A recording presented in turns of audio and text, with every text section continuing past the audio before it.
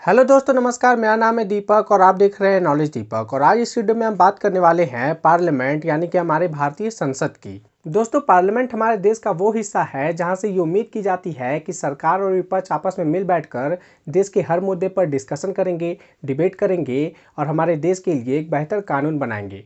पर पिछले कुछ दशकों में हमने लगातार देखा है कि कैसे हमारे देश का पार्लियामेंट काम कर रहा है, सरकारें कैसे कानून बना रही है और हमारे विपक्ष का कैसा रवैया है। और ये चीज़ें किसी एक पार्टी की सरकार में नहीं है, ये रवैया देश के सभी प्रमुख पार्टियों का है। और इन्हीं सब चीज़ों को देखकर अब लोग सवाल उठाने लगे हैं कि भारत में पार्लियामेंट की कोई ज़रूरत ही नहीं है। आखिर लोग ऐसा सवाल क्यों कर रहे हैं और इसके पीछे वो क्या कारण देते हैं, तो आइए आज इस वीडियो में देखते हैं।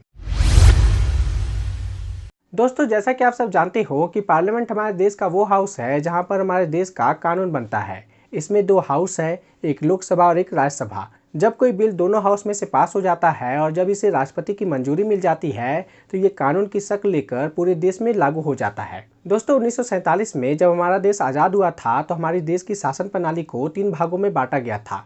एक था लेजिस्लेचर, जिसको कानून बनाना था, एक था एग्जीक्यूटिव, जिसको कानून लागू करवाना था, और एक था जुडिशरी, जिसमें अगर कोई कानून तोड़े तो उसको सजा दिलवाना था। इसमें एग्जीक्यूटिव को लेजिस्लेचर के अधीन कर दिया गया था। मतलब कि हमारे देश में सरकार को चुनने के लिए कोई अलग से इलेक्शन नहीं होगा। जो हर 5 साल में MP MLA इलेक्ट होते हैं वो खुद में से ही कोई प्राइम मिनिस्टर या चीफ मिनिस्टर चुन लेंगे। और ऐसा उन्होंने इसलिए किया था ताकि सरकार के लोग और पार्लियामेंट के सांसद आपस में मिल बैठकर देश के लिए एक बेहतर कानून बनाएंगे, उस पर डिस्कशन करेंगे। लेकिन जैसे जैसे समय बीतता चला गया इसका नेगेटिव साइड दिखना चालू हो गया। दोस्तों, सबसे पहला रीजन जो लोग देते हैं कि आज की डेट में कोई भी MP MLA इंडिपेंडेंट नहीं है। उनको अपनी पार्टी और लीडरशिप के आइडियोलॉजी के अकॉर्डिंग ही चलना पड़ता है। उनको कहाँ वोट करना है ये उनकी लीडरशिप तय करती है। उनका किसी मुद्दे पर पर्सनली क्या ओपिनियन है ये मैटर ही नहीं करता। और इसलिए वो पार्लियामेंट के किसी प्रोसीडिंग में इंटरेस्ट भी नहीं लेते, क्योंकि उनको पता है कि ज़्यादा मेहनत करने से कोई फ़ायदा नहीं है। क्योंकि चलनी तो उनकी ही होती है जिनके पास एक्चुअली में पावर होता है। ना पब्लिक को फ़र्क पड़ता है कि उसका MP MLA हाउस में क्या कर रहा है, और ना MP MLA को फ़र्क पड़ता है कि वो हाउस में क्यों है, क्या कर रहा है, किस मकसद से वो हाउस में आया है। अगला रीजन जो लोग देते हैं कि without government support no law can be passed. दोस्तों, हमारे देश का पार्लियामेंट्री सिस्टम कुछ ऐसा है कि बिना गवर्नमेंट सपोर्ट के संसद से कोई भी कानून पास नहीं हो सकता है। जिस पार्टी के पास मेजोरिटी होती है वो चाहे कैसा भी कानून क्यों ना हो वो संसद से पास करा ही लेती है।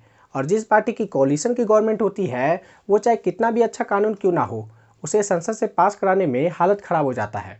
एक इंडिपेंडेंट MP कोई बिल पास करा ले तो इसकी तो बात भूल ही जाओ। और यहीं से सवाल खड़ा होता है कि जब अल्टीमेटली गवर्नमेंट कोई कानून बनाना है तो पार्लियामेंट के इलेक्शन और इतने सारे खर्चे की तामझाम क्यों? डायरेक्ट सरकार को ही चुन लिया जाए और जैसा वो कानून चाहे वैसा वो बनाए। आखिर पब्लिक ने उनको वोट दिया है।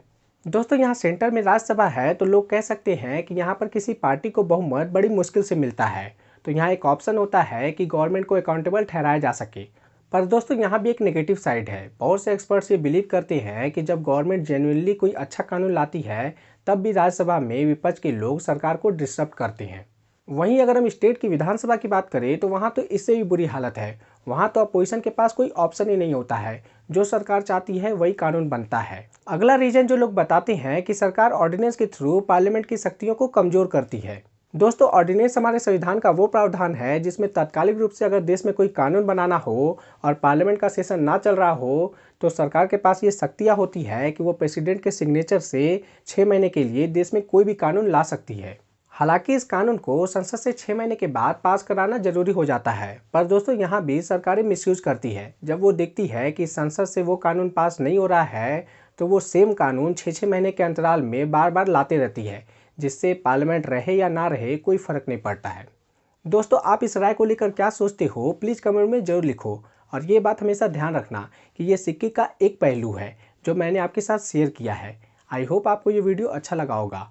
मिलते हैं अगले वीडियो में, तब तक के लिए आपका बहुत बहुत धन्यवाद।